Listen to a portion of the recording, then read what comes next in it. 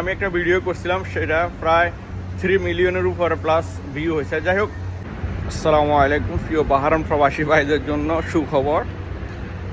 আমি আগে যে একটা সুখবর কথা বলছিলাম, আসলে এরকম প্রত্যেক বছরে একটা করে সুখবর আমাদের জন্য আসে যে আমাদের বাংলাদেশের বিষয়টা কবে খুলবে বাহারাইনে, এরকম একটা মনের ভিতরে সবারই একটা কাজ করে। এরকম কথাবার্তা সব সময় হয় বা আমরা দেখে আসছি। তো গত বছর ভিসা খোলার সম্ভাবনা ছিল, অনেকে বলতেছে এই মাসে খুলবে, এই মাসে।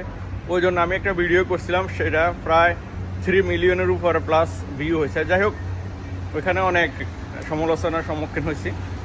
এখন ফাইনালি বাহরাইনের ভিসার ব্যাপারে বাংলাদেশ দূতাবাসের আমাদের বাংলাদেশ অ্যাম্বাসেডর এবং কি এই দেশের রাষ্ট্রদূত মানে অনেক জনে এই ভিসার ব্যাপারে বা সমঝোতার বিষয়ে অনেক কথাবার্তা বলছে। এরপর ভিসা খোলার বিষয়ে বাংলাদেশে শ্রমিকদেরকে ফ্যাসিলিটির ব্যাপারে অনেকে অনেক কথাই বলছে।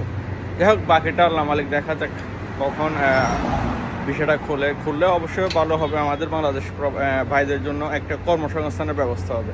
সবাই দোয়া করবেন। আসসালামু আলাইকুম।